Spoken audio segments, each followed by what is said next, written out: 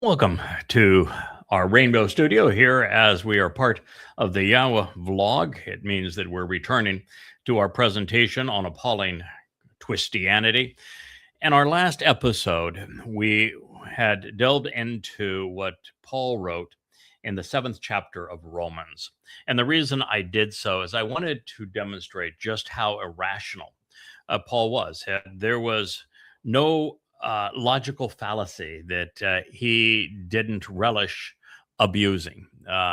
He reminds me really of Christians today when they never listen to the long form of one of these presentations, but they're very quick to comment, and very derogatorily, mind you, on the shorts, which are a 1 minute cut from what we are revealing over the course of an hour. And the hour is part of what is 100 or so hours on these subjects, both in writing. They never go to Twistianity, which is where I'm quoting from. And all of those books are available in their entirety free at YAHOWAH.com. If you want to read what I have written and challenge it or learn from it, your choice, you go to YAHOWAH.com and you will find towards the bottom of the page, if you click on the books, that you will find this series called Twistianity. There's 5 volumes.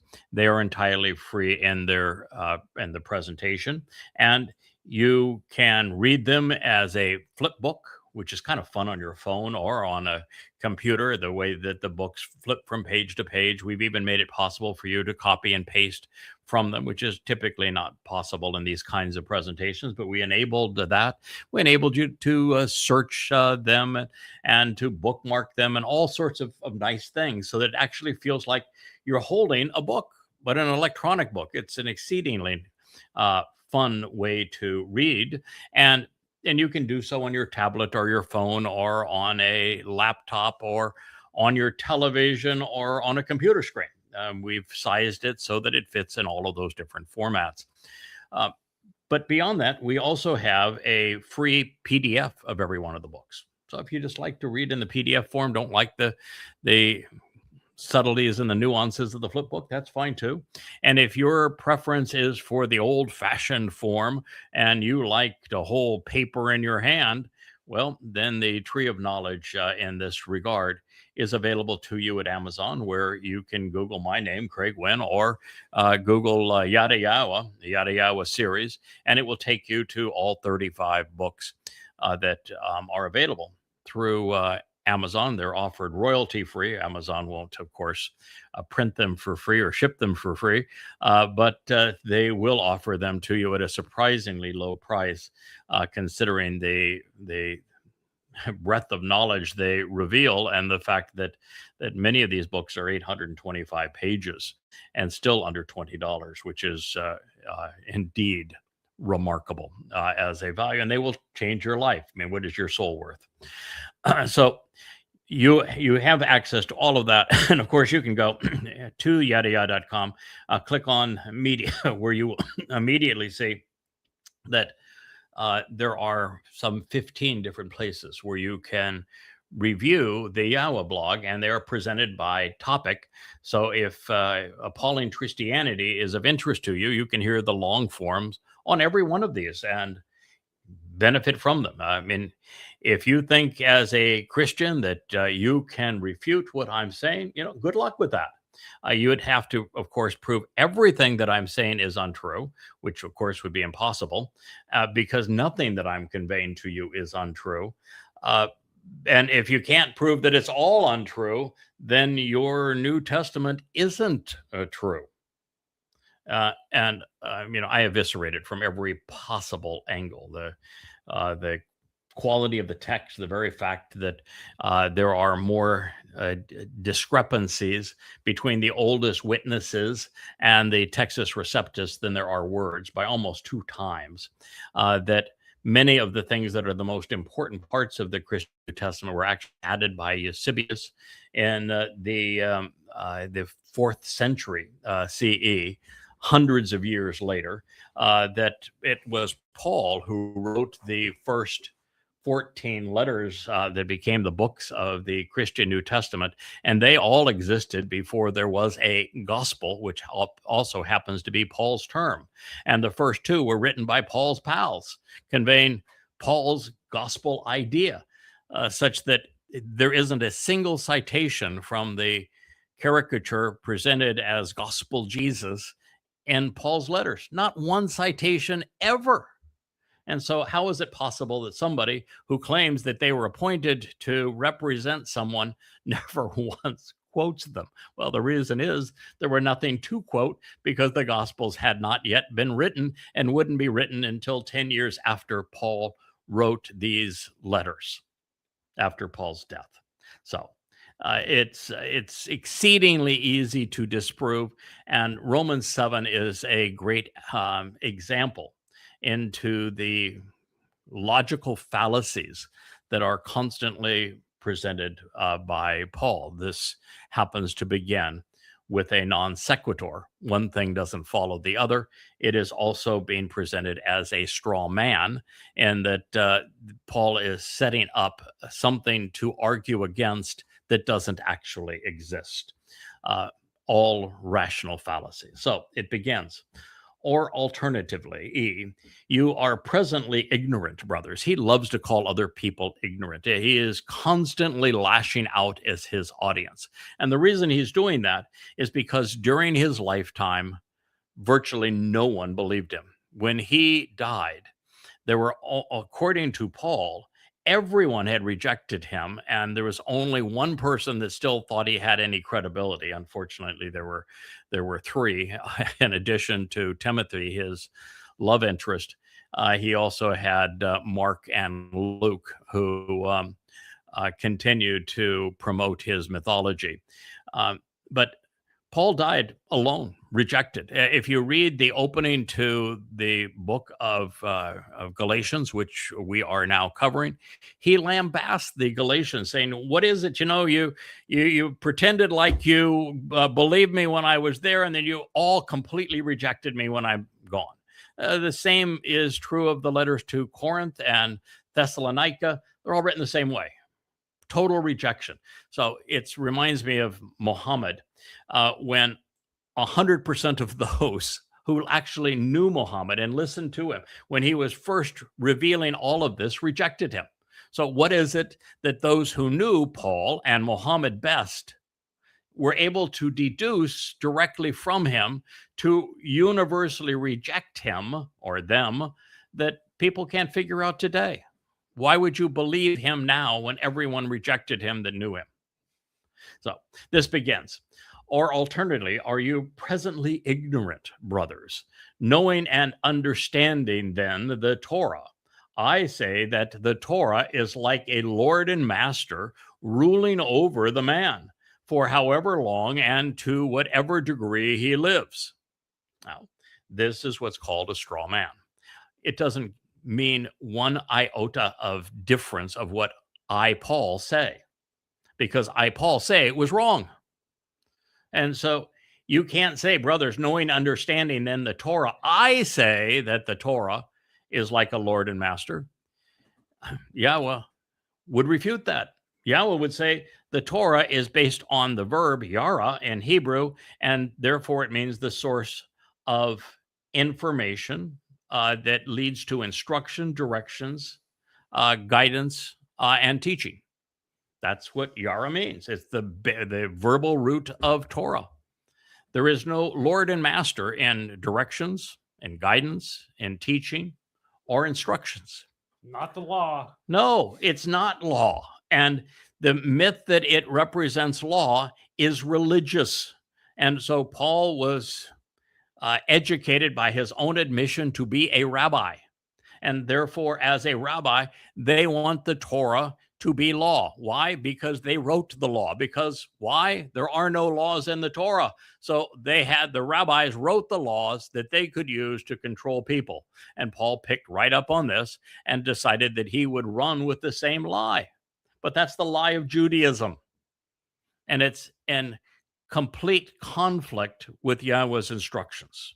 The Torah is guidance and teaching, and guidance and teaching are not lords and masters ruling over anyone.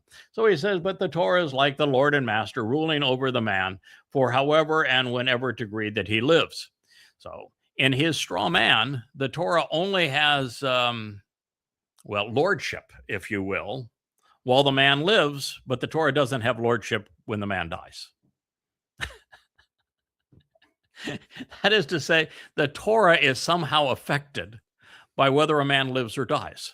And of course, that's not true. The Torah is, according to Yahweh, was true, is true, will always be true. When he returns and he to reaffirm and reestablish his covenant relationship, it's going to be on the basis of the Torah. He's literally writing the Torah inside of those who survive this time of troubles that commence here in a matter of months.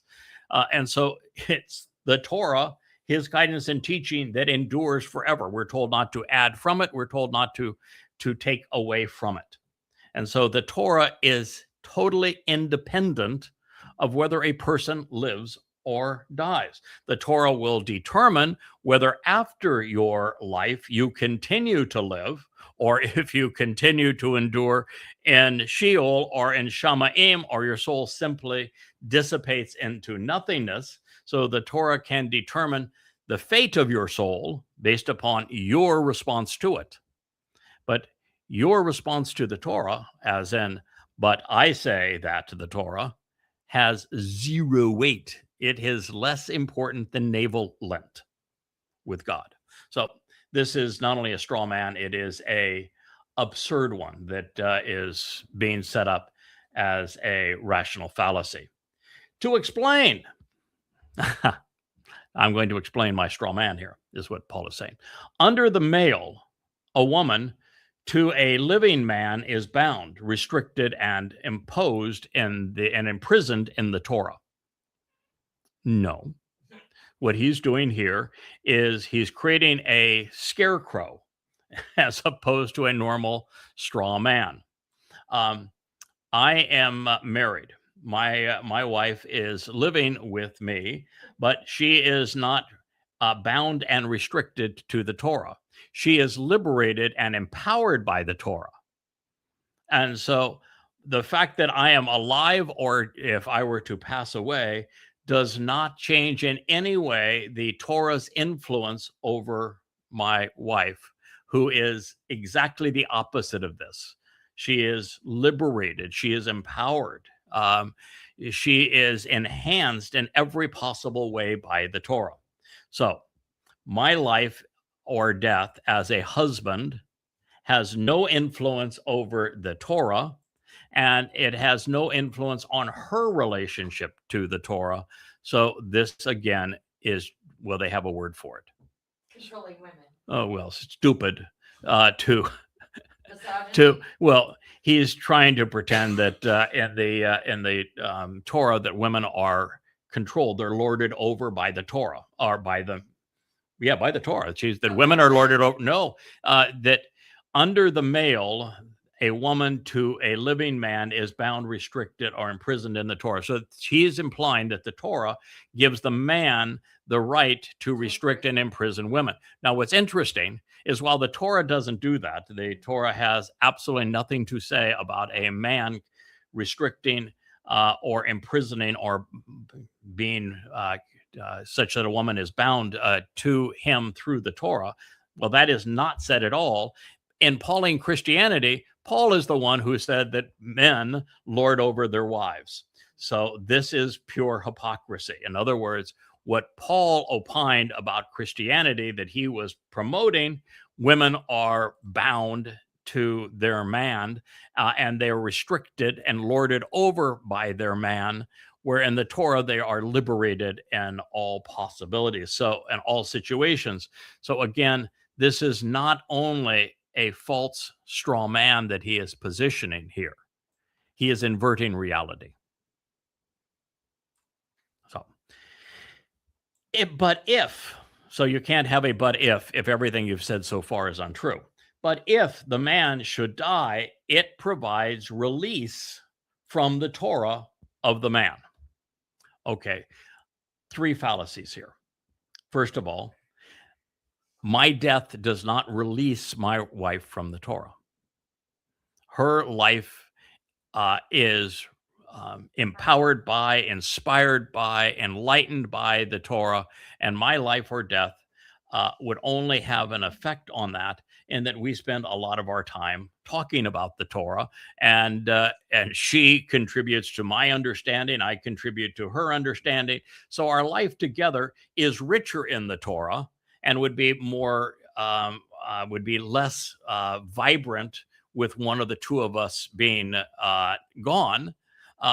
But my death or her death does not change in any way our relationship to God's instructions. God's instructions are the same regardless of one of us living or not living. And so there is no release because A, you're not imprisoned to the Torah, you're liberated, you're literally emancipated as a person from religion and politics through God's Torah.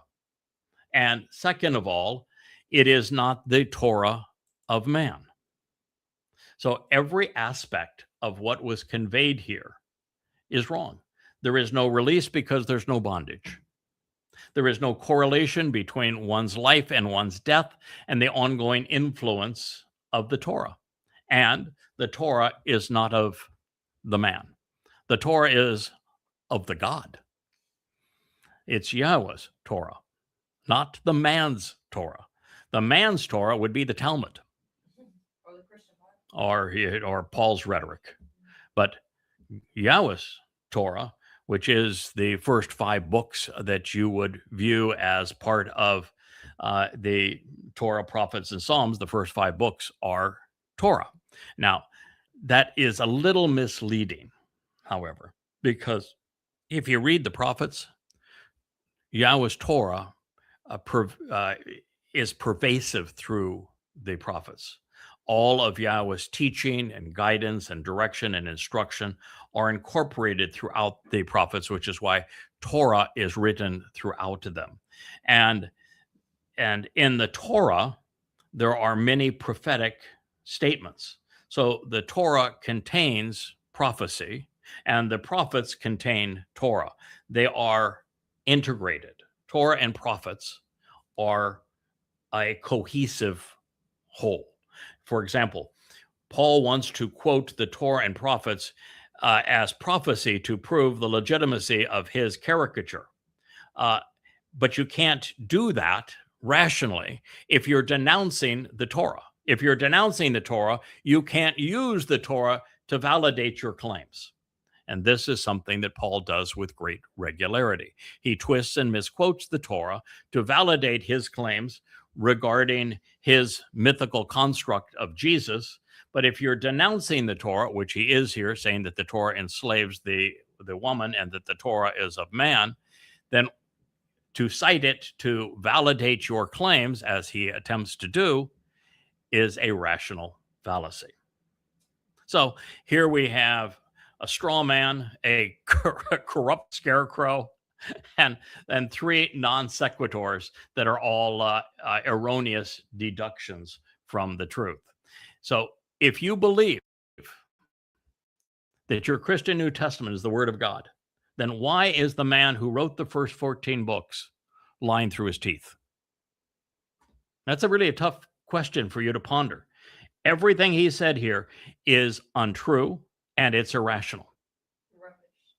So if the man that wrote the first 14 books of the Christian New Testament is committing logical fallacies and misstating Yahweh's purpose with his Torah and creating straw men and non sequiturs, you have a problem. That can't be the inerrant word of God. I mean, Satan's smarter than this. As a result then would be a non sequitur because it does not follow what he has claimed to be true. And if you start with a false statement, then what follows is a straw man argument. So again, there cannot be, as a result then, because all he has done so far is to lie. But as a result, then, accordingly, with the man living, an adulteress she will be considered if she may come to be with another man. Now, this is wrong true, because the fact of the matter is that when adultery is discussed in the Torah, it is about religion and about the people being unfaithful by cheating on God with false gods like Jesus, like Hashem, like Allah, are all examples of people cheating on the relationship that God wanted to establish through the covenant with false gods. That is what he speaks of as adultery. And again, if a woman is with a who is married and is with another man, it has no impact whatsoever on the Torah. It's independent of the Torah. Now, the other thing that's really interesting here is that while Christianity came up with this monogamy concept, now it's a polygamous religion with multiple gods and goddesses, but it came up with this polygamous concept, and God doesn't have that. Doesn't. First of all, in the Torah, there's actually no word for marriage. There are no marriage vows. That whole Christian thing, until death do you part, you take this one man, this one woman, and forsake all other. That does not exist in the Torah. The people that are most engaged with God, who are considered right with God, the exemplars that God sets forth, very often have many sexual partners. Dowd, God's beloved son, had 18. Solomon, who was, a profoundly important prophet, at least early in his life, had so many, I don't think anybody wants to venture to count them. So it is normal in the Torah and for the time for there to be more than one marriage partners. And there is no such thing as fornication in the sense of sexual relations outside of marriage, because there is no actual definition even of marriage. So this whole prudish concept of adultery and monogamy and this sort of thing, this is a man-made construct that is being presented here. You are far more liberated by God in terms of you being able to enjoy sexuality and being able to experience sexuality with a wider variety of partners than Christianity can even contemplate. God has very few restrictions in this regard. He says, don't do the lammies. We bestiality, bad. Necrophilia, doing somebody who is dead, that's really disgusting. Don't do that either. Incest, oh my. Incest is exceedingly troubling because it just warps the entire concept of family and of parents and of children. Don't do that. Pedophilia, bad. Don't do that. Rape, nah, that's not good either. Don't do rape. Do you have consensual relationships? And when it comes to what he talks about a man lying with another man, it has all to do with the way that victorious soldiers who had been out away from their women and living miserable lives dealt with the vanquished, where they would force themselves sexually on the men that they had vanquished. And God says, now that's pretty revolting. Don't do that either. Look, God has very few things he says don't do. But he never says, I want you to limit your sexual experience with your one and only wife and don't have any sex until you're married. There's no such thing as that. As a result, then, accordingly, with the man living, An adulteress she will be considered if she comes to be with another man. But if the man might die, she is free from the Torah, her not being an adulteress by being with another man. This is another rational fallacy. She is not free from the Torah if her man dies. We've gone through this. I mean, this is not rational. It's illogical for Paul to try to make this claim, but nonetheless, he's trying to make this claim to denounce the Torah. But the fact is, the Torah is what it is, regardless of anyone. And she is not a slave to the Torah while her man lives, nor free of the Torah if her man dies. Her relationship to the Torah is whatever she has chosen it to be. And the Torah exists as it is, regardless of her perceptions of it. So that's 7:3. So as a result, brothers of mine, and they're, by the way, they're not brothers of his, because if he were talking to fellow Jews, they would know he was talking nonsense, and they would have laughed him out of town. But he's not speaking to fellow Jews, so they're not brothers, because guess what? He wrote this letter to the Gentiles, the Goy. Well, the Romans. The Romans. It's called the letter's called Romans. The Romans were not his brothers. The Romans were definitely not brothers of the Jews. So he's lying when he talks about brothers of mine, who he just, by the way, called ignorant. So the Romans were ignorant of the Torah, so he could tell them anything. But you can't go and call them brothers, which he has used that term twice. When he is a Jew, they're not. When they are ignorant of the Torah, yes, but he just called them ignorant, period. So as a result, brothers of mine, which is a lie, you all were put to death in the Torah by way of the body of the Christou. Now, that is all out lie. The people he was talking to, the Romans, were not put to death by the Torah. They put Dowd, who is the exemplar of the Torah, to death, but that would be the opposite of what is claimed here. The Torah did not put them to death. I mean, it's obvious that it didn't put them to death. It's obvious that he is lying. So why would he do that? Why would he say that the Torah, you all were put to death in the Torah? No, they didn't even know the Torah. They had no clue what the Torah said. And most certainly, they weren't put to death in the Torah. I mean, the Romans knew death better than almost anybody. I can assure you that the Romans knew what it was like to be put to death, because they were really good at perpetrating death.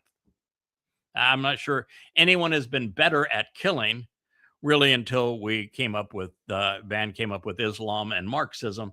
They're better at killing than the Romans were, but the Romans were par excellence. They were the most savage civilization in human history prior to Islam and prior to Marxism.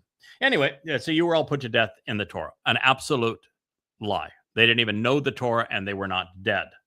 And the body of the Christou, there was no Christou. Never existed. His body would be irrelevant because he didn't exist. He never lived.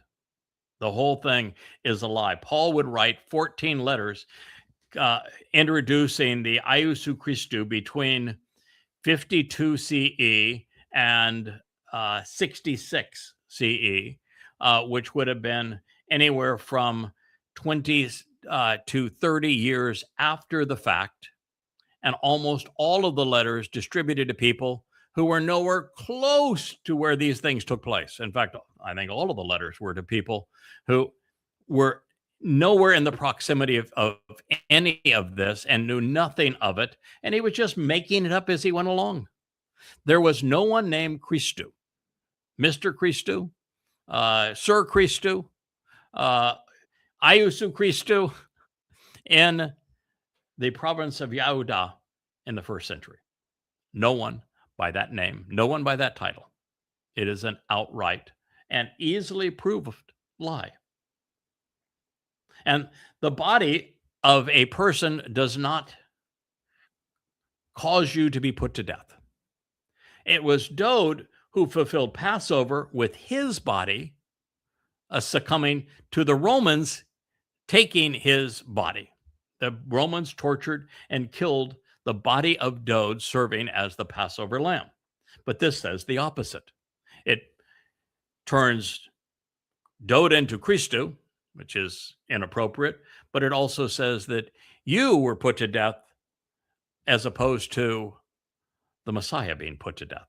It's the opposite of what happens. The Passover lamb is put to death so that you aren't put to death. That's the Torah teaching. The whole concept of Passover, as it was first lived, is that the lamb being sacrificed, and it's sacrificed for you to eat, so it nourishes your body and creates a lovely home meal for the family, so that your firstborn son won't die. It opens the doorway to life, is the whole purpose of Passover. So the body of the lamb dies to nourish the family so that the family can live. It's the opposite of what Paul just said. You don't die because of the Passover lamb. The Passover lamb is. Now, he didn't like that idea because that would mean that his God died. And, you know, gods are typically not all that good if they die. You know, a dead guy, it's typically not well respected.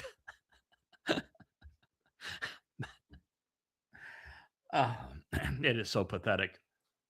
Anyway, so he says, so as a result, brothers of mine, they were not brothers, you were all put to death. No, they weren't. They were still living. In the Torah, no, they didn't even have a clue what the Torah is, and no one is put to death in the Torah. You could receive life by following the Torah's advice, but you're never put to death in the Torah. By way of the body of the Christou. No, it's just the opposite. It's the body of the Messiah that was sacrificed as the Passover lamb that enables them to live. So it was the opposite of what he said there again.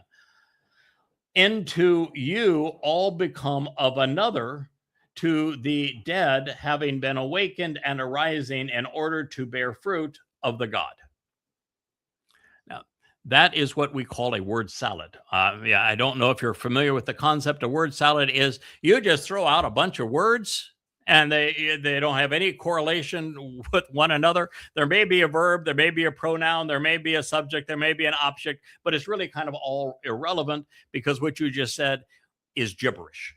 So this is gibberish. Into you all become of another, to the dead, having been awakened and arising in order to bear fruit of the God. Huh? Okay. You are not dead. You are not awakened. You are not arising. This idea that you are awakened and you arise to bear fruit is really stupid. No. First of all, there is no fruit of the God, and God isn't Theos, and this was a placeholder for Theos. God's name is Yahweh. If you don't use God's name, then you're not speaking for God. If you're not speaking for Yahweh, you're not speaking for God.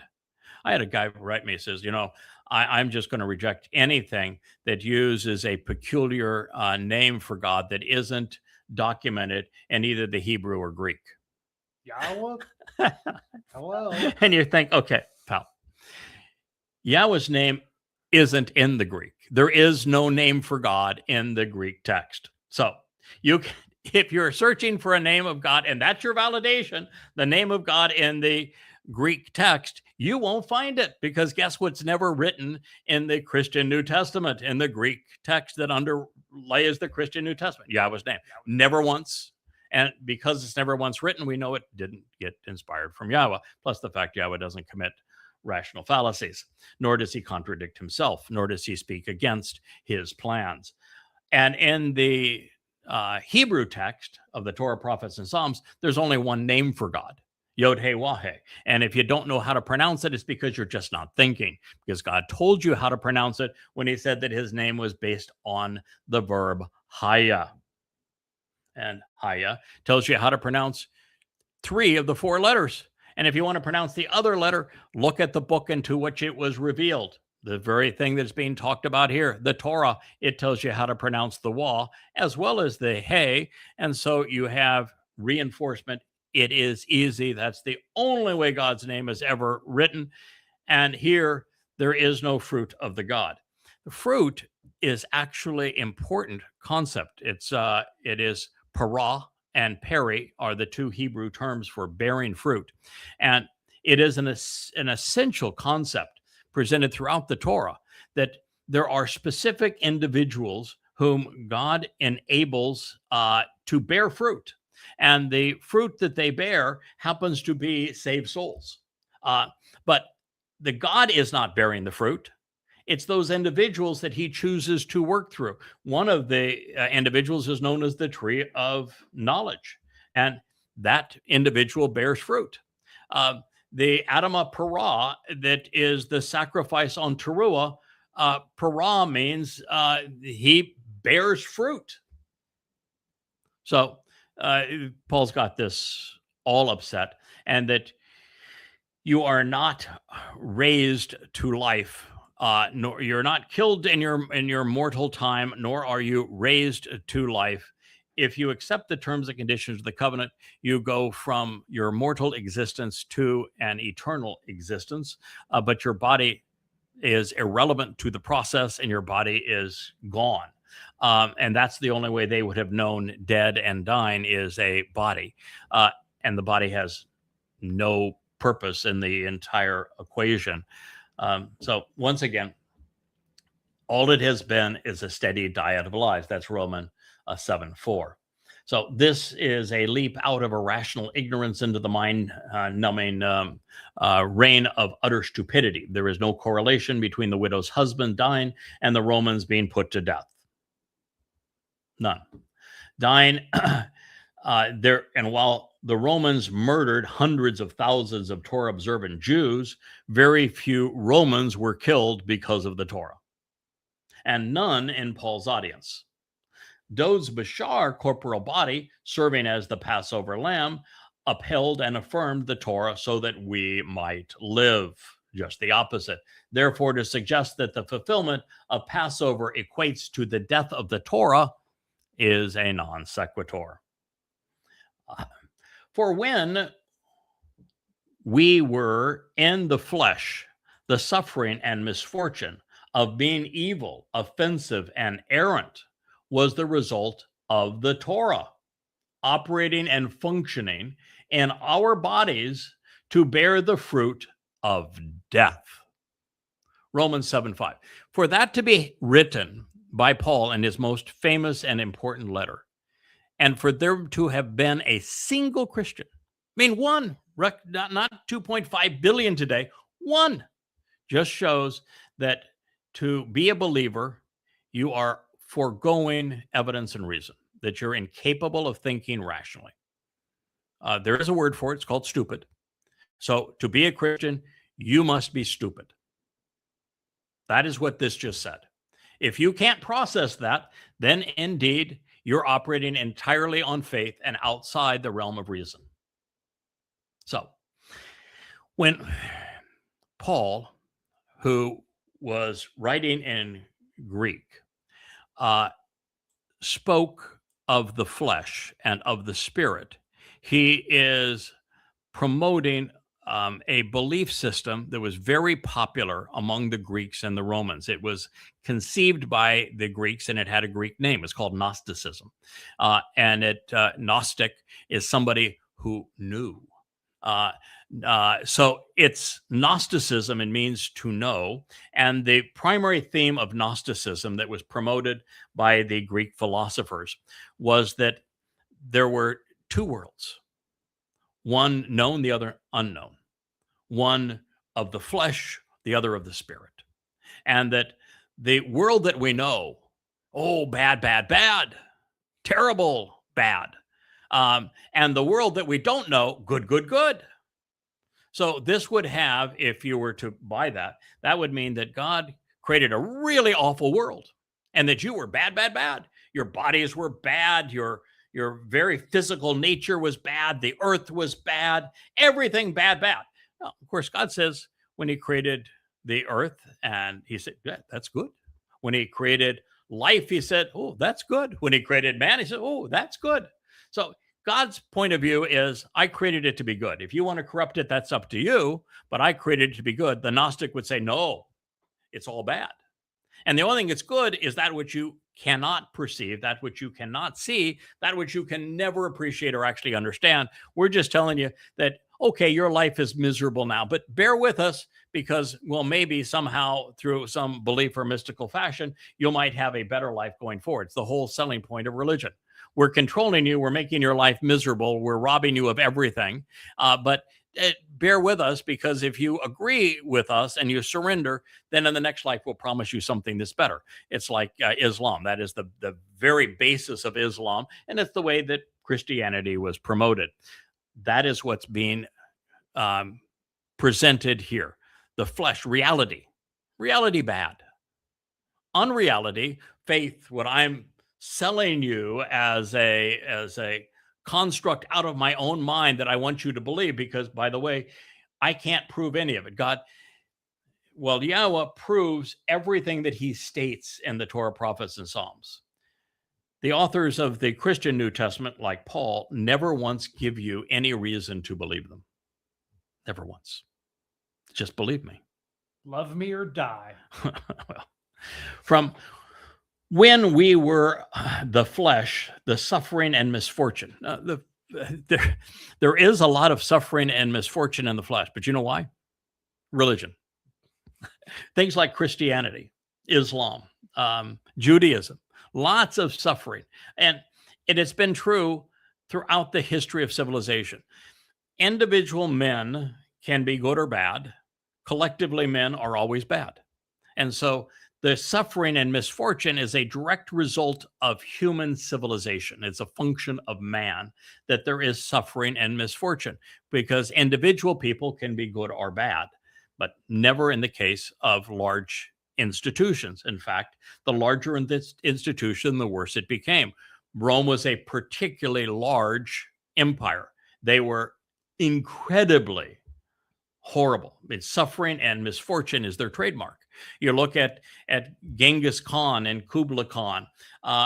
They created the largest ancient civilization, time after the Romans, of course, and they were so brutal that their entire mantra was, the only way that people will fail to capitulate to us and give us tribute and bow the knee to us is that if they don't, we will torture them and create mass murder on a scale that has never been conceived previously. So it's man that has chosen to gang up and be evil, perpetrating suffering and misfortune. It's God's plan to have you be free of those things. So rather than the suffering coming from God's plan, the Torah, and it operating in you, which is to liberate you, man's plan is to impose evil, offensive suffering of Christianity, and the Roman Catholic Church being a great example of that. So once again, Paul's point is the antithesis of what's true. What do you call the opposite of what's true? False. False. A lie. There you go. That's what the Christian New Testament is comprised of. So when we were of the flesh, the suffering, misfortune of being evil, offensive, and errant was the result of the Torah. So where does the Torah say, you shalt be evil? You shall suffer misfortune? Doesn't say that. No, the Torah says, if you listen to what I say in the Torah, if you take the Torah to heart, if you benefit from my guidance and my instruction and my teaching, then all of these wonderful things will happen to you. If you choose to reject my Torah, which is your option, then you're going to bring all of these negative things upon you. So the Torah is the remedy for being oppressed, for being evil, for suffering and misfortune. If you learn from the Torah, you will suffer none of those things. If you choose to reject the Torah, then you will endure all of them. The opposite of what Paul is saying. But imagine this idiot, Paul, claimed earlier in his first letter that he was appointed by the God. And now he is taking the book that the God inspired to liberate us from religion and politics so that we could know him and be emancipated and enriched and empowered. And he's saying that the Torah is evil and offensive, that God's primary document to man, Paul is calling evil, offensive, and errant. And he's saying that the Torah is the cause of suffering and misfortune. That makes Yahweh incompetent. Well, And that's not, it just infuriates me. It infuriates me. I mean, it's hard for me to contain myself with my disgust for not just Paul, but for all of you Christians who believe him. Because you're spitting in God's face. You're pretending to be godly while spitting in God's face.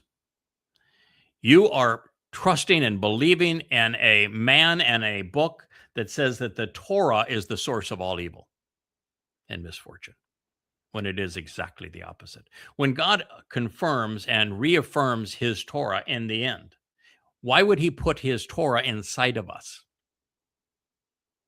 if the purpose was to be evil and tormenting? Why create man and then give man teaching in the Torah only to torment what you created? Is your God Satan? That makes God Satan. Just like Allah. The Torah operating and functioning in our bodies, not in our souls. The Torah does not function in your body, by the way. And the Torah either lives and influence us as it relates to our souls and our minds as they influence our souls, or not at all. The Torah is not fixated on the body. The Torah really doesn't care about your body. One of the most interesting things is when Moshe speaks about what you should and shouldn't eat, and he's saying early in Deuteronomy, you can eat whatever you want. Doesn't matter what you eat. You can eat whatever you want. Just don't drink blood. Pour the blood on the earth, because the blood is synonymous with the life of the soul, because it is the blood of the Passover lamb that was shed to give life to the soul. It's the blood of the Adam Parah that will give new life to the mortal remnant of Israel. And so the blood represents the life of the soul. Don't drink it. But as for food, you can eat it wherever you want. Then later, he's saying, listen, because it's your soul that matters, not your body, but since you have physical bodies now, I'm going to give you some guidance on what things are healthy and not healthy for you to eat, recognizing that none of it's going to influence your soul at all. So God's teaching is for the nephesh, the soul, and it permeates the mind to influence our soul. It's not something that has control over our bodies. It doesn't operate and function in the body. It operates and function in our minds and in our souls. And here he's saying that the Torah functions to bear the fruit of death. So the book that explains how life was conceived, the book that provides the path to eternal life, Paul has equated that God's teaching, everything he had to say through Moshe, that the primary purpose of it was to kill, was to die. And why is there a religion called Christianity? Why does it exist? Is everybody who's a Christian this stupid? Why do they have seminaries? Why hasn't somebody in a seminary said, wait a minute, how in the hell can we have the most important letter by the most important man that authored the Christian New Testament, the man that wrote the first 14 letters, the man who conceived the idea of an Iesou Christou, the man who is responsible for the religion of Christianity? And he writes that the Torah functions to produce death, to make us miserable. And he claims to speak for the God that authored the Torah. How can you not see that that's impossible? Is everyone brainwashed? Yes. And have they been brainwashed for 2,000 years? Appears that way. That's really pathetic. That was Romans 7:5. So Paul equates Yahweh's Torah teaching and guidance to the flesh because he was overtly opposed to the sign of the covenant, which is in circumcision. The reason he was opposed to the sign of the covenant, circumcision, even though he himself was circumcised and his love interest, Timothy, he personally circumcised, is because he was writing in Greek to Greeks and Romans who were just like enamored beyond all ends with their thingamajiggies and their physical form. They just thought it was grand. That's why you see so many naked statues. That's why the Olympic Games was performed naked. They were really, really into their bodies, and they thought that circumcision somehow mutilated their bodies. And so they despised circumcision. So for Paul to sell his religion to Greeks and Romans, he had to oppose circumcision. But the problem of opposing circumcision is, according to God, circumcision is the sign of the covenant. So you have to be wholly opposed to God to promote to be opposed to circumcision. But then there's a bigger problem. God says, unless a man is circumcised, he cannot participate in Passover. If you can't participate in Passover, you're going to die and stay that way, because the only door to life is in Passover. You know, you even said, you know, the body of the Christou, it's actually the body of the Messiah, Dowd. It is the means to life. It is through Passover that we live. But you can't participate in Passover if you're not circumcised. So, in addition, Shaul was also appealing, as I've said, to Roman affinity and all things Greek, especially Gnosticism, where the flesh is seen inferior. Of course, the flesh is inferior unless it's Greek flesh, of which Greek boys were particularly appealing to Greek men. So that's why Paul also had to love his Timothy. So by referencing the flesh, Paul means evil, something that he admits by calling the Torah a source of pathema, suffering, misfortune, and evil afflictions. He even goes so far as to say that as a result of the Torah, harmatia, that which is evil, offensive, and errant, is brought about in us. In other words, according to Paul, the Torah is a source of evil, and it's equivalent to what Satan would ascribe to. He's a man who admits that he's demon-possessed. He'll say that in his second letter to Corinth, is ascribing the Torah's purpose and agenda to Satan. That is what he's doing. Now, forgetting for a moment that it is the opposite of what's true, where is the logic which connects the death of a woman's husband to this absurd mischaracterization of Yahweh's Torah? And how is it that God's teaching regarding what is good and bad suddenly becomes the source for bringing about that which is evil? That is like saying that a documentary film on the hazards of using illicit drugs is responsible for drug abuse.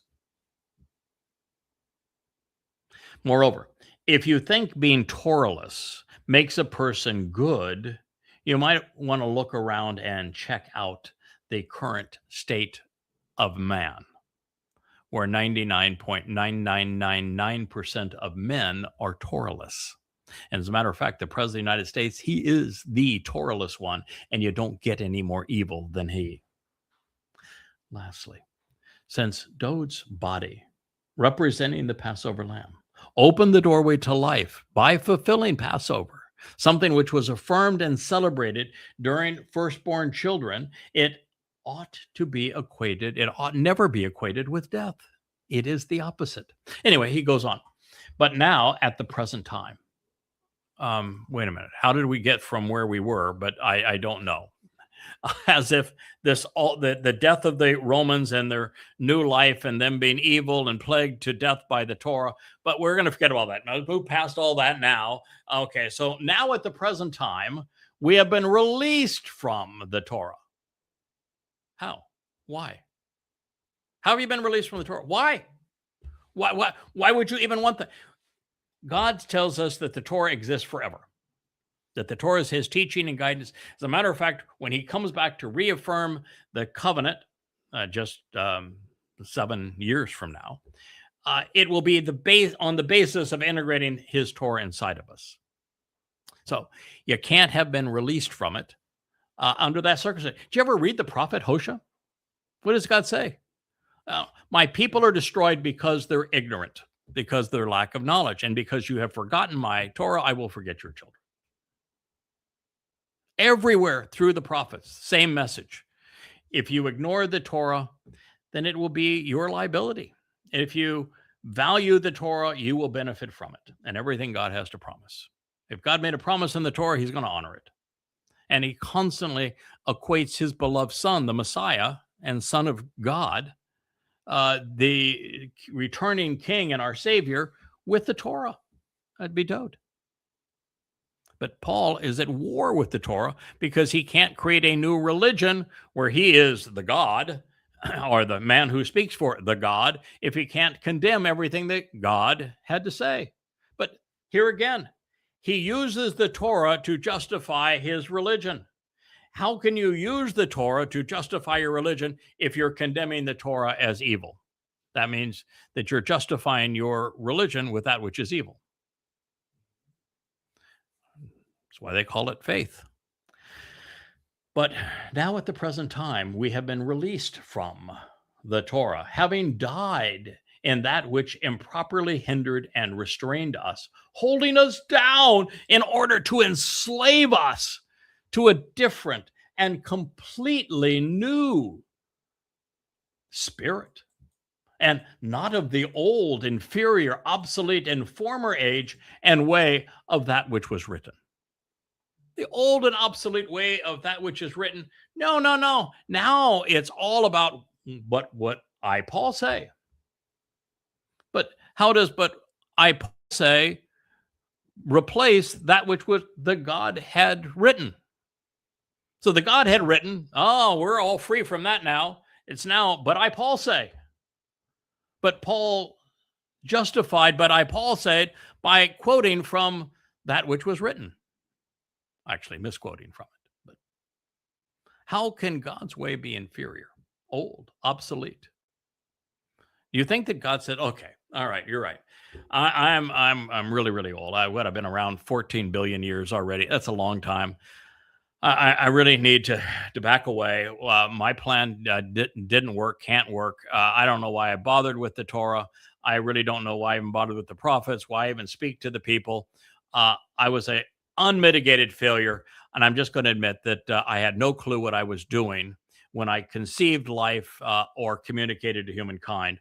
So let's just wipe away everything I previously said, and I'm going to appoint this guy who has no concept of logic, who's going to lie about everything, who acknowledges that he is a sexual pervert, who acknowledges that he's demon possessed, and he's going to contradict everything I've said, and that's my guy. I'm going to appoint that guy to come up with a new system for the world that annuls my system because I'm incapable, but he is not our light.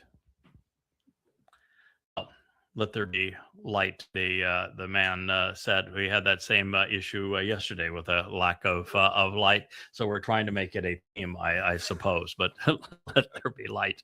All right. So there you go. That is the biggest logical fallacy of all, is that God communicated the Torah and prophets to us and conceived life and revealed himself, explained what he was offering and expected from us in return, and went through all of this, even designating the purpose of Pesach, Matzah, B'Kodim, Towrah, or Shabuah, Towrah, Kippurim, and Sukkah. fulfilling the first three with his beloved son, Dowd, for nothing. It was all a failed plan. But it wasn't just failed, it was sadistic. That God's plan was sadistic. It was tormenting and deadly. And so God said, oh, what the hell? I can't figure this out. I'm not smart enough to figure it out. I'm going to turn to this fellow, Shaul, whose name, by the way, is synonymous with Sheol, which is hell. And he's out killing people, and he's admitting that he's a sexual pervert, and he's admitting that he's demon-possessed. But let's overlook all of that. I'm going to have this guy contradict me while claiming that he represents me. And he's going to come up with a new plan that replaces my old failed plan. And then he's going to claim that all of the credential for doing this is that he was authorized by the God who failed. And so God failed, but he authorized this man to replace everything he'd written. And if you were going to believe that what he is saying now is going to prevail when he claims to speak for the God who failed, well, they have a word for that. Stupid.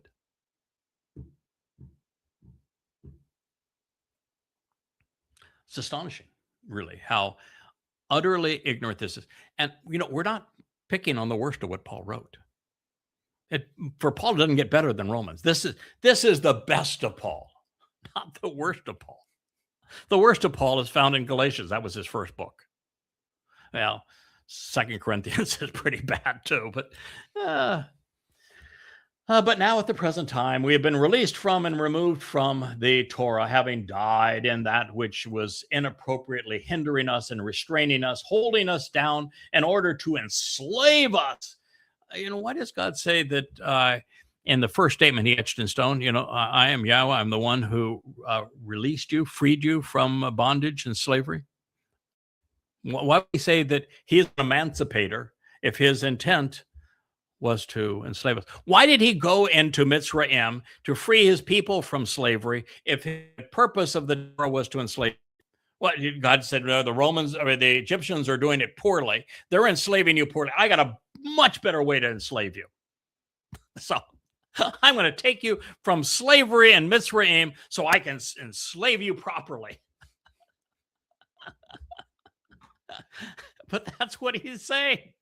And the religious don't want to see their own hypocrisy. Oh no, we'll have dipshit Christians that will condemn me as Satan, saying I'm stupid for pointing out the stupidity in the entire concept of Christianity. It's not just that this is stupid, and it is. It's that the entire premise of Christianity is irrational. Yep. Beyond the fact that God's not a man and that men can't kill God and God can't die. And bodily resurrection is counterproductive. Details. Oh. So here we are again.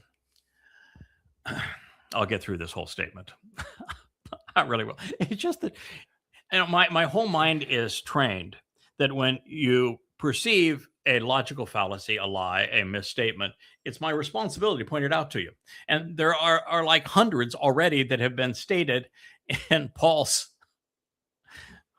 diatribe here. So it's very difficult for me to get through the whole thing without correcting it, because that if I read over it, when I know it's a fallacy or an outright lie, it gives tacit acceptance of it. And I don't want to do that, because everything here, this is literally a brew of toxicity.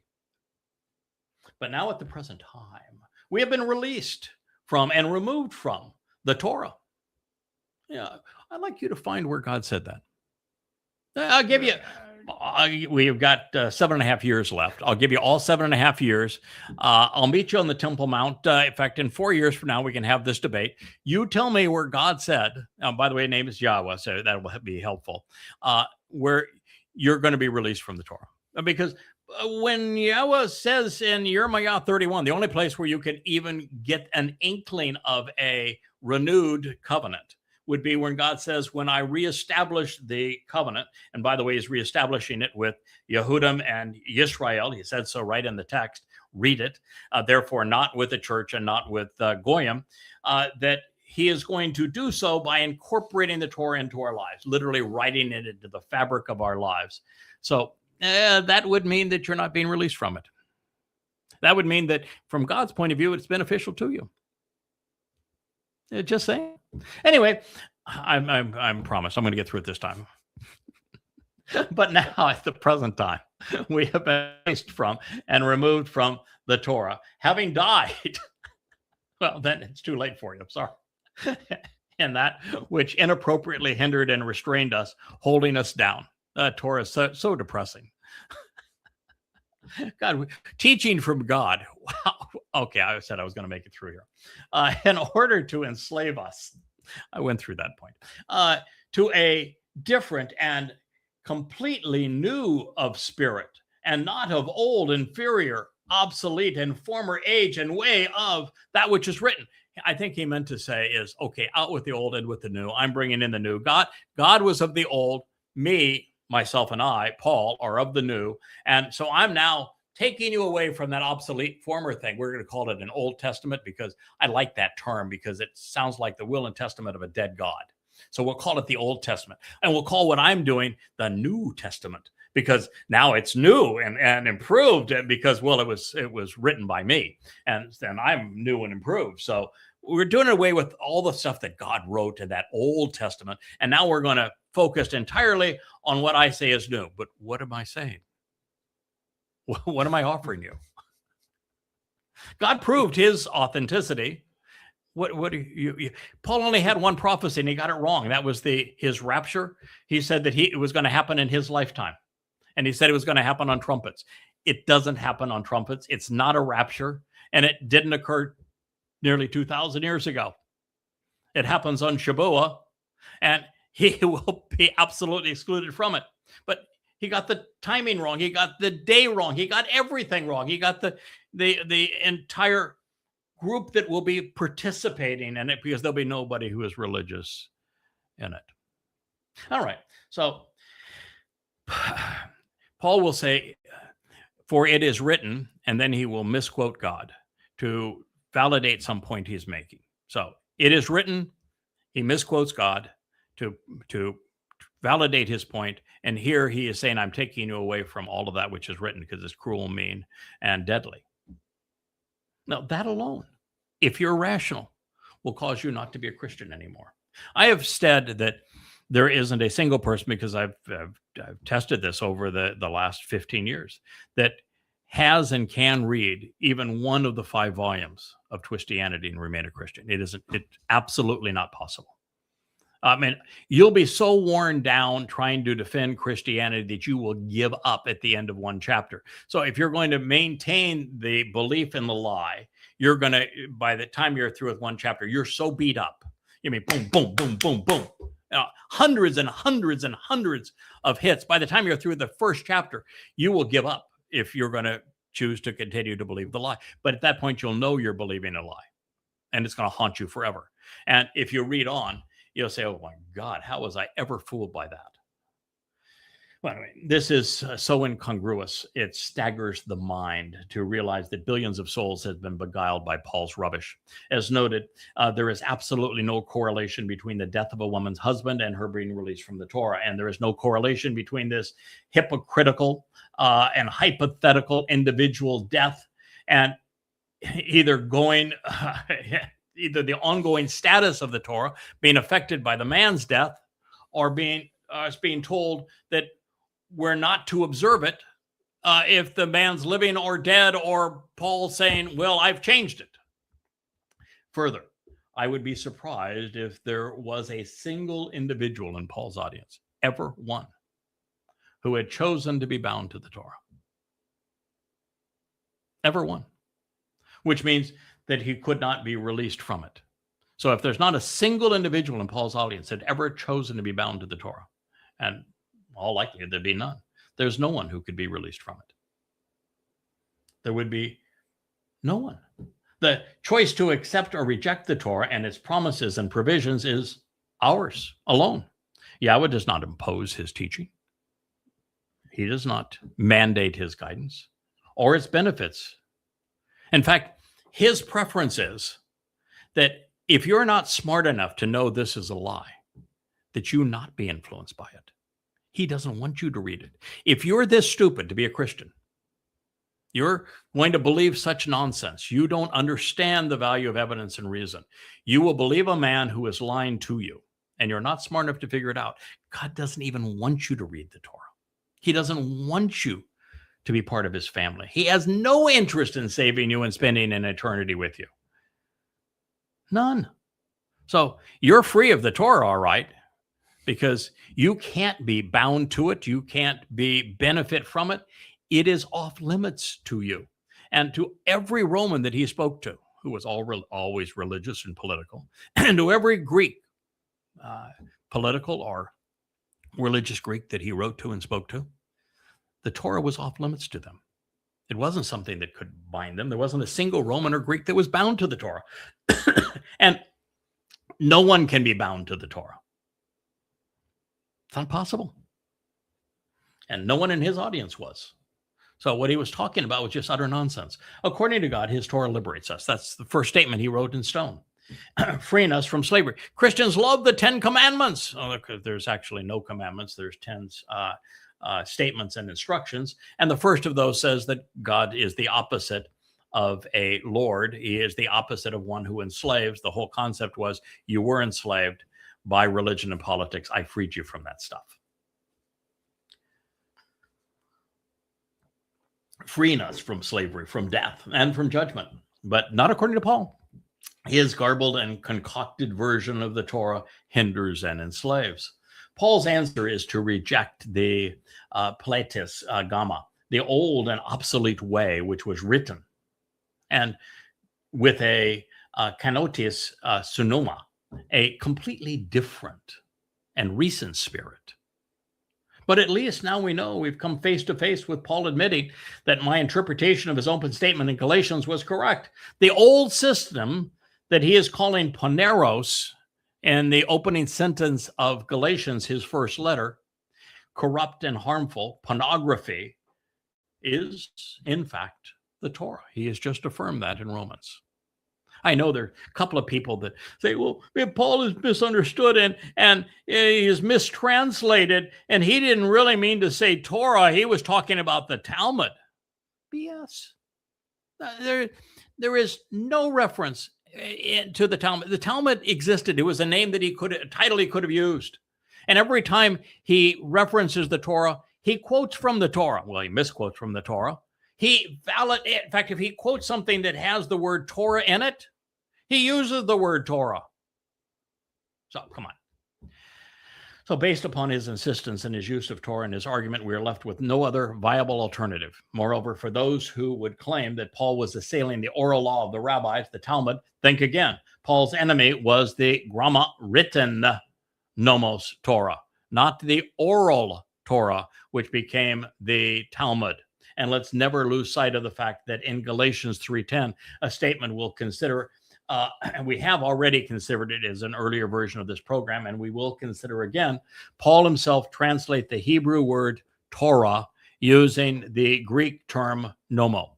So if Paul literally translates, there is Torah in the text, he quotes that text, and where that text in Hebrew says Torah, and he replaces it with the Greek word nomo. What does nomo mean? Torah. End of question, right? Of course, by calling the Torah a Platos, an old, inferior, obsolete, antiquated, and arcane system of a previous age, Paul is once again projecting a message which is in complete and irreconcilable conflict, I should say, with God's testimony regarding his Torah. He says exactly the opposite. One is not speaking for the other. The one is contradicting the other.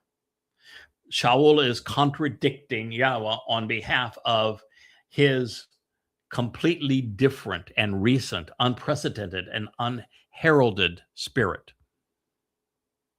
Well, Yahweh's Ruach spirit is well attested in the Torah and prophets.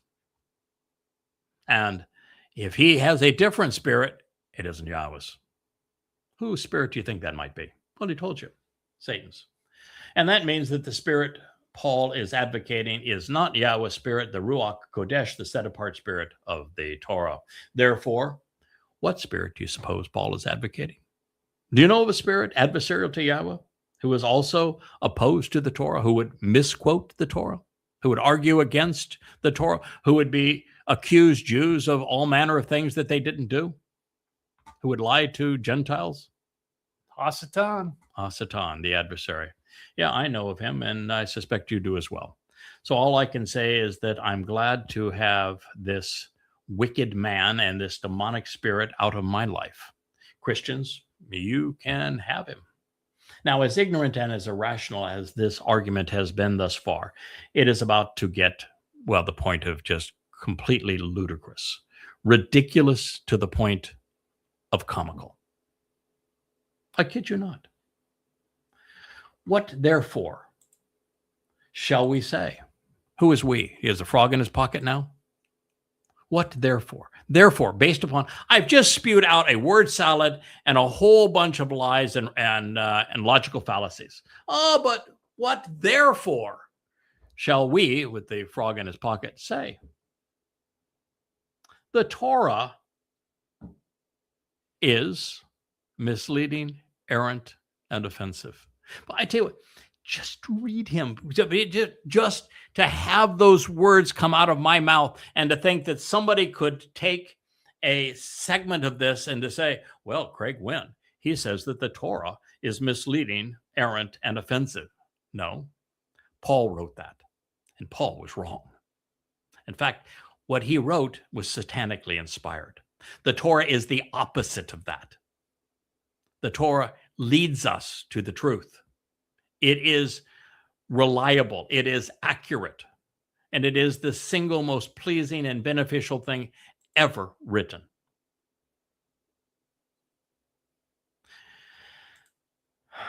It's hard to read this because I don't like those words even in my mouth. They have a foul taste that is difficult to say. So understand, I'm reading the words of Paul to condemn Paul, the Christian New Testament, the entire myth of Christianity, the very mythos that there was a Jesus Christ. I am demonstrating what he said is untrue. What I will now read is all false, the opposite of what I'm reading to you now from Paul's letter, translated from, by the way, the oldest manuscript of Paul's letter. So there is 0% possibility that this is an errant presentation of what Paul said. 0, because I translated this from the earliest papyrus of Paul's letters. This was Papyri 45. It dates to the 2nd century. There's nothing earlier. If this isn't accurate, there is no way to be accurate, which is fine with me, but not good for Christianity. What, therefore, shall we say? The Torah is misleading, errant, and offensive. If only it were not so. May it not be, or I wish it was not true. He's lying. It's written in the aorist, which means this state exists without regard to any process or plan. In the middle voice, which is subject, the subject, which would be Paul, as the speaker, is acting on his own initiative. And in the optative mood, the implied subject is conveying his personal wishes and desires regarding a mere possibility. God speaks in black and white when it comes to his Torah. There's right and wrong, good and bad, truth and lies. The Torah is true. Religion is a lie. Nevertheless,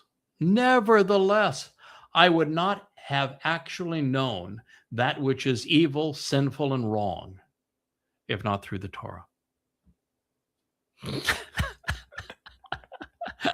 The Torah says, it's not a good idea to make a practice of killing. It's not a good idea to make a practice of lying.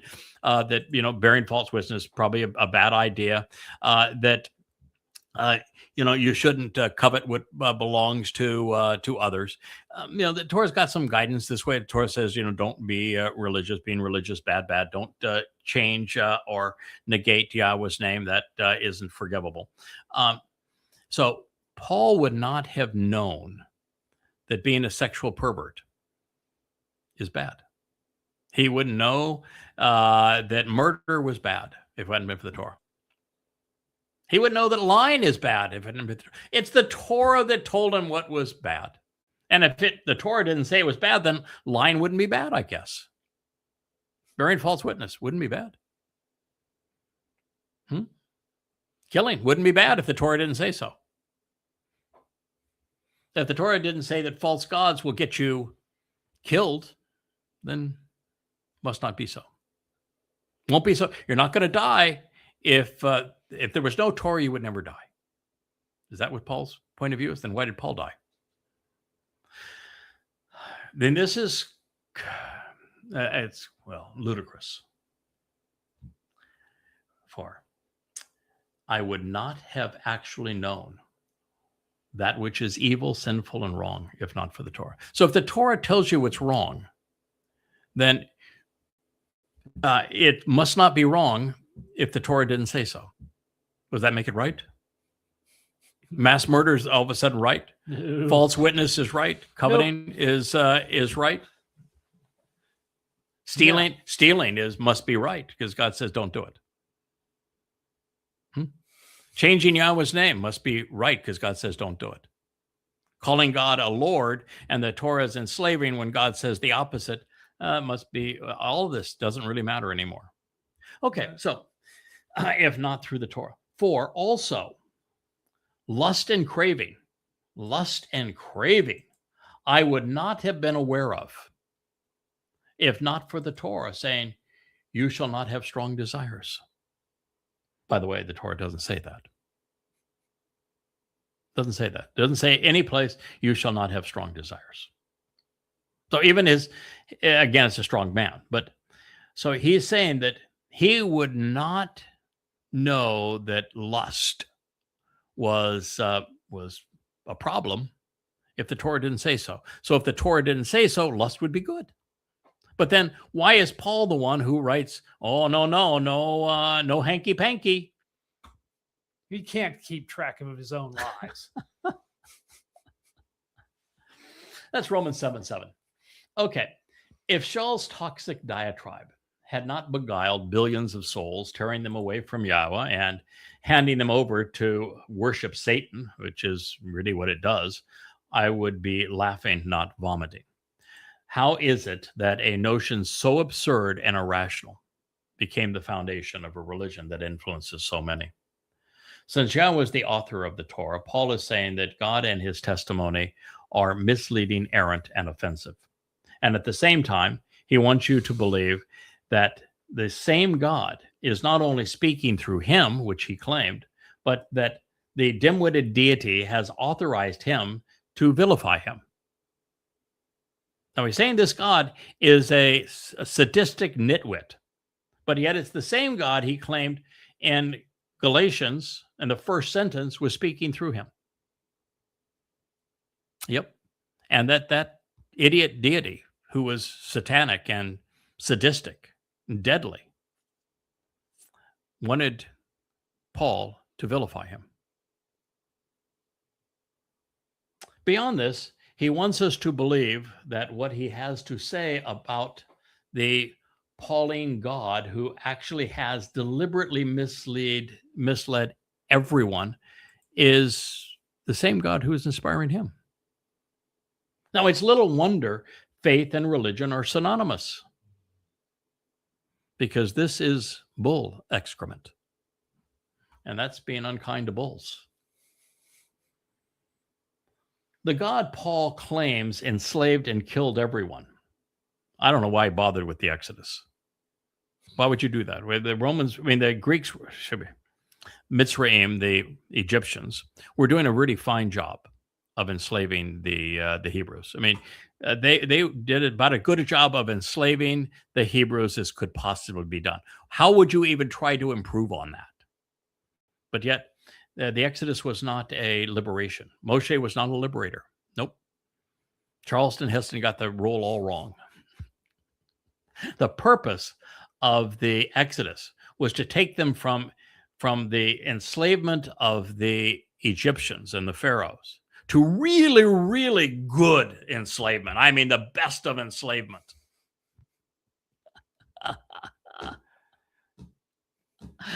So the God Paul claims enslaved and killed everyone, now under Paul's stewardship, is suddenly transformed as a new and different spirit, providing freedom and life. And that means to Pauline's salvation, you have to disassociate everyone from God's foundational thesis. The Word of God cannot be in your vocabulary if you're going to benefit from Paul's new plan. Clearly, the Torah, prophets, and Psalms of the Word of God, that's all trash. That'll kill you. So you got to believe just what Paul says. So you have to disregard the Word of God to believe the word of Paul. Moreover, the book which discourages us from going astray and being evil, according to Paul, is actually the source of evil. Really? The basis of his argument is as follows. 1, you're ignorant. 2, Paul is brilliant. 3, he says that the Torah acts as a lord. 3, women are under men. 4, the Torah binds, restricts, and imprisons women to men. 5, when a man dies, a woman is released from the inoperative Torah. 6, as a result, the woman is no longer an adulteress. 7, when the widow goes to be with another man, she is no longer enslaved to the Torah. 8, as a result, you were put to death by the Torah. 9, the body of Christou caused you and the Torah to die. 10, you came to another by dying. 11, by being awakened, you bear the fruit of Paul's God. 12, for then in the flesh, you suffer evil afflictions and uncontrollable urges. 13, you are evil. You're offensive and wrong because the Torah is operating within you, producing the fruit of death. 14, but now you have been released from the invalidated Torah. 15, so too bad that you have died. 16, because you were inappropriately hindered and held down by the Torah. 17, therefore the Torah's purpose is to enslave you. 18, but you have been released into the care of a different and completely new spirit. 19, such that you have been freed from the old, obsolete, and inferior way which was written in the Torah. 20, therefore we should say that the Torah is misleading, evil, and wrong. 21, even though we don't want to say this. 22, nonetheless, Paul would not have known that he was evil if it had not been for the Torah claiming that he was evil. 23, so therefore the Torah is responsible for Paul's lustful cravings, coveting, and sexual perversions. 24, it also killed him, but he is not dead. Got it? Are you following? What planet does any of this make sense? I don't suppose that such sublime rhetoric is such that anyone is going to confuse Paul with Plato. Not anytime soon. Hell, Hitler's oratory was sublime by comparison. I'm not sure that this is worse than Donald Trump. Well, might be. Might be I don't same know. influence. About same. Yeah, same influence. But now the opportunity, the excuse, and the pretext to grasp hold of and experience that which is evil, sinful, and wrong through the commandment. It was brought about thoroughly in me, including every and all deep desire and longing. For indeed, without the Torah that was misleading, errant, and offensive, is dead and no longer an issue. Well, that's kind of a word salad, but you know, I have a secret decoder ring that I can spin a salad spinner and come out with an explanation of this for you. And we'll end this program on my explanation. Okay, so he's giving you all this pretext that's just total nonsense, essentially a word salad. And everything he said is factually untrue. The opposite of what he said is actually true. But now that we're gone to this point, I want you to know that the only reason that I am shown to be a liar is because the Torah calls me a liar. But you don't pay any attention to that because I'm doing away with the Torah. And now that I've done away with the Torah no longer calls me a liar, so I'm no longer a liar. Yeah.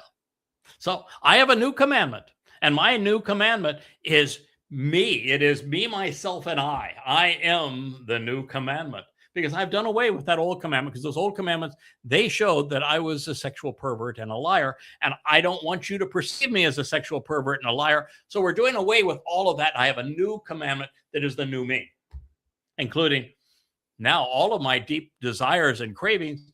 They no longer matter. Don't you let them bother you. Because, well, that Torah was errant, and it must have lied when it said that I was a liar. So we don't have any problems now. Got it? Problem solved. Problem solved, Christian. Onward, Christian soldiers. Until next time.